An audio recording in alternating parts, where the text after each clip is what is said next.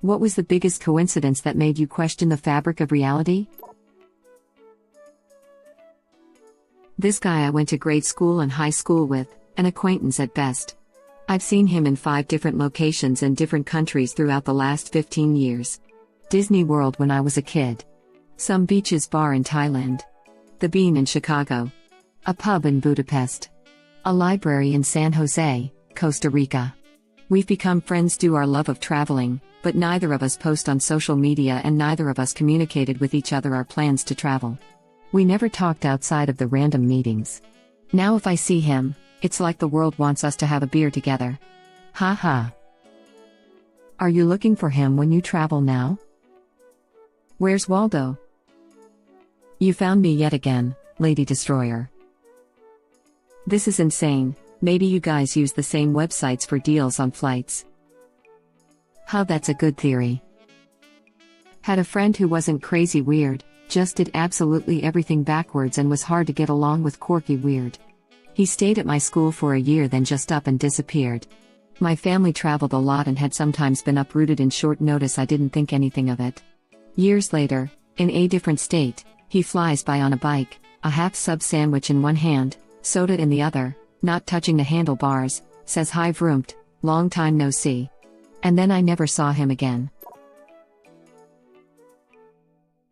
I was crossing the street after leaving a store and had the strangest feeling I was going to break my ankle, so carefully avoided a vehicle coming my way.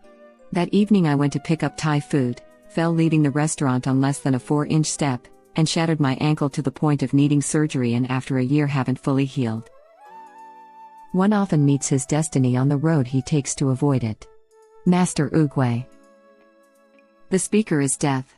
There was a merchant in Baghdad who sent his servant to market to buy provisions, and in a little while the servant came back, white and trembling, and said, "Master, just now when I was in the marketplace I was jostled by a woman in the crowd, and when I turned I saw it was death that jostled me. She looked at me and made a threatening gesture. Now, lend me your horse, and I will ride away from this city and avoid my fate. I will go to Samara and their death will not find me."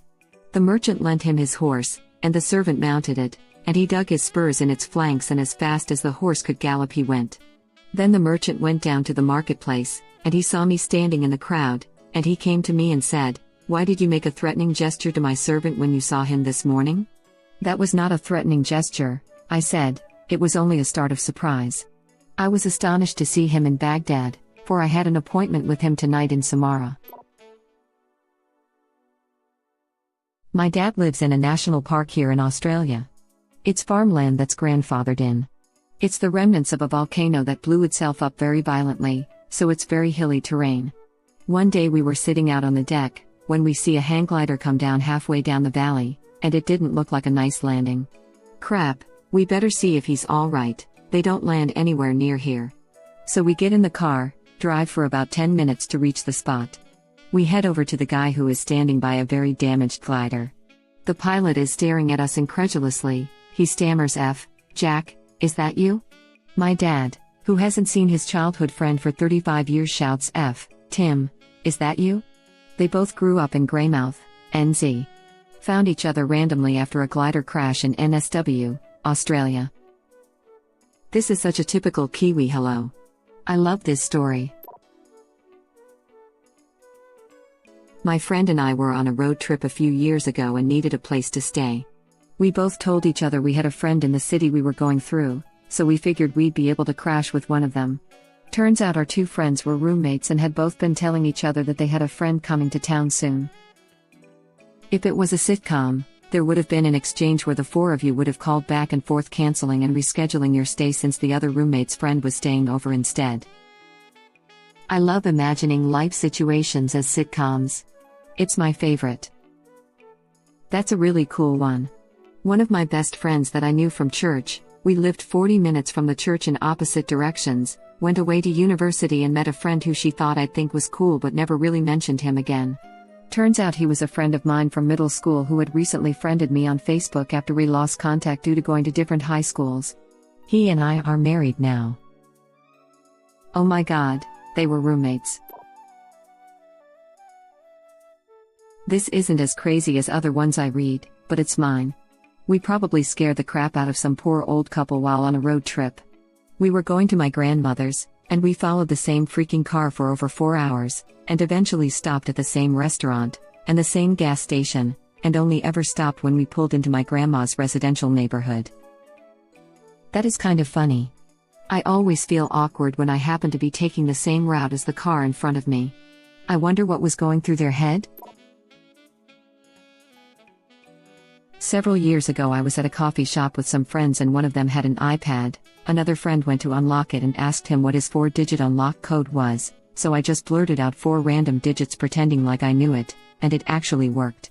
I had never unlocked it before or knew of the same numbers being used for anything else, or his phone number, etc. Edit. Wow, this blew up and has almost reached the number itself in upvotes. Hello, this is Lockpicking Lawyer, and today I'm going to tell you how to pick a master low. Oh, look at that, it's already open. Thanks for watching. Amazing. I have a friend in high school with a similar skill like that. Most of our classmates use padlocks with codes in it for their lockers, and somehow she was able to decipher the codes for that. No idea or background whatsoever. We used to hand over a lot of locks for her to decode just for fun, and she just manages to unlock all of it, haha. I had this happens to me but at a much bigger scale. There was this annoying kid in school who didn't have a lot of friends. He asked me for my number, but I didn't want to give him my number. So I blurted out 7 random digits after the area code, and he said, "Man, that's my number." I dialed my mom on my mobile when I was on public transport and accidentally swapped 2 numbers around. The person I called was on the same carriage. Should have said good. Before you hung up. Why you don't have your mom as a contact? I don't have any of my family as a contact because 15 years ago I had a car crash which threw my phone across a highway in Colorado. I couldn't ring my dad because I didn't know his number. Now I always type my mom, dad, brother and partner's numbers in so that I'll always remember them, so they're not saved on my phone. One time, me and my dad were discussing his friend while out driving at night without many other cars on the road. As we were talking, we pulled up to a red light, and the car waiting in front was my dad's friend. He didn't even live close to there. I remember being 6, and my family was driving in rush traffic to my grandmother's house to spend some of our summer.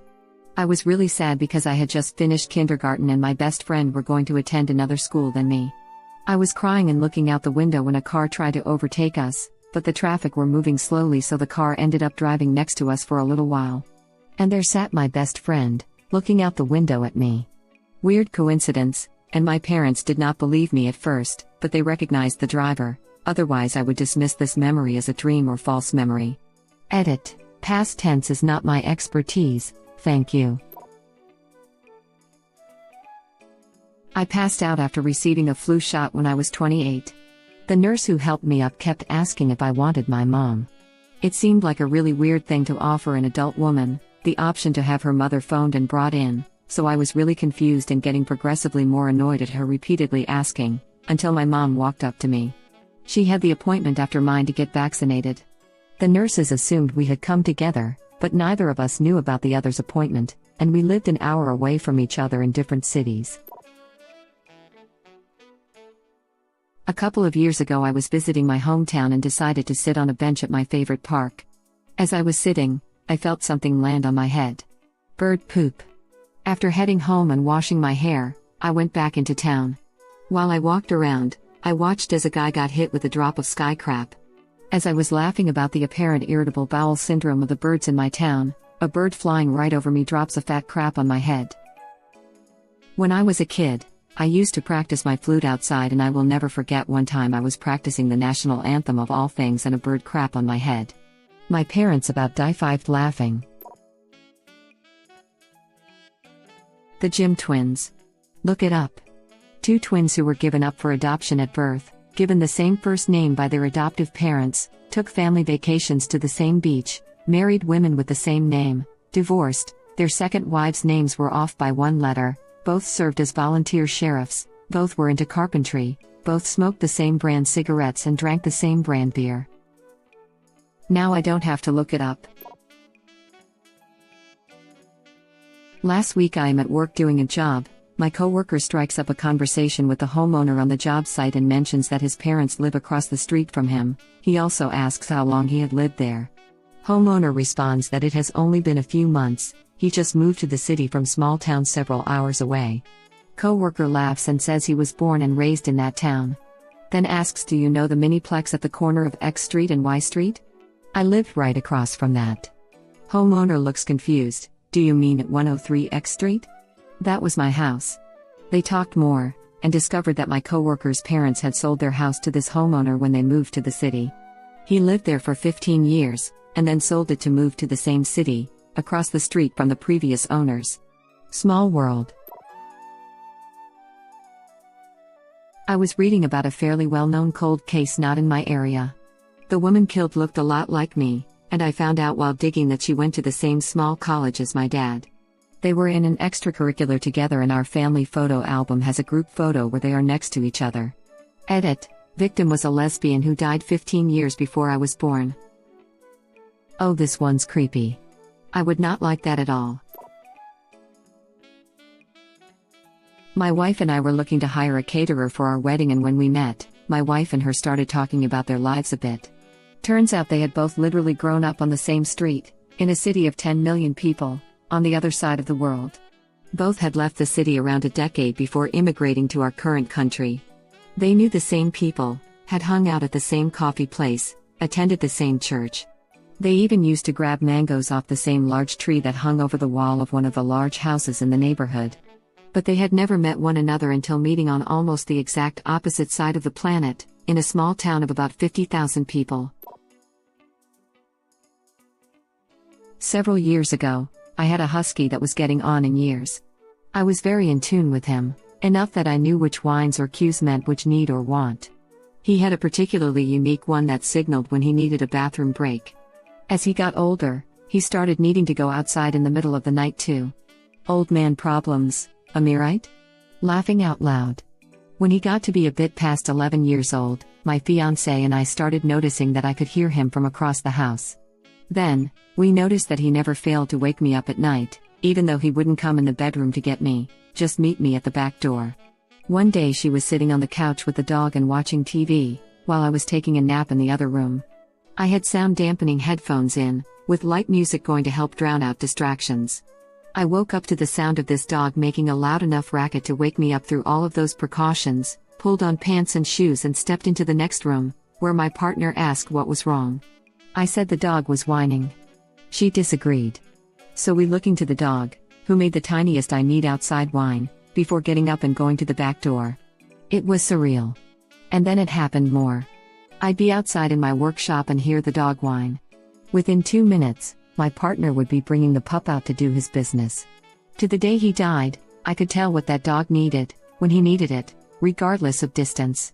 Currently, I have a 2-year-old husky that I've started hearing at different volumes than my partner. I'm not psychic. But I think that just maybe, some dogs are. Through a series of weird circumstances, I had never met my best friend's older sister's best friend, despite me also being very close to the sister and being at their house all the time. We finally met one night, and we were all sitting around the kitchen table talking.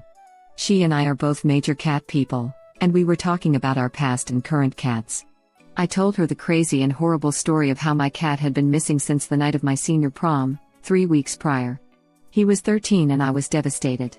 I showed her a picture of him, and she said something along the lines of, "I don't want to get your hopes up, but he looks a lot like this cat my dad started feeding in our backyard about 3 weeks ago. He didn't have a collar, so my dad thought he was a stray, but he is pretty chunky." It was like 11 p.m., but my friend and I immediately jumped into my car and drove over to the girl's house. As soon as I got out of the car and yelled his name, he came running. He was missing a tooth from a previous adventure, so I pried his mouth open to be 100% sure it was him. The friend lived about 3 miles from me. After we worked out what had happened and how huge of a coincidence it was, my mind was completely blown. The stars aligned so perfectly for me to get my baby boy back. I still get goosebumps when I think about it. Was working grocery store as a summer job while I finish up one of my remaining classes before I graduated college.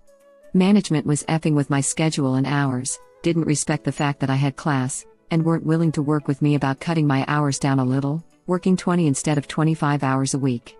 Was thinking about quitting and went to talk to my manager in her office, where she said, "I guess you will have to pick employment or your class, now go help up front." Next customer came up line, didn't know my manager, and I just had this conversation, and said, "You deserve more than this job. Tell them to F off." So I turned off my light, went back to manager and said I pick my class. I quit. Got that customer's number now and tutor them with their classes, make more, and feel better.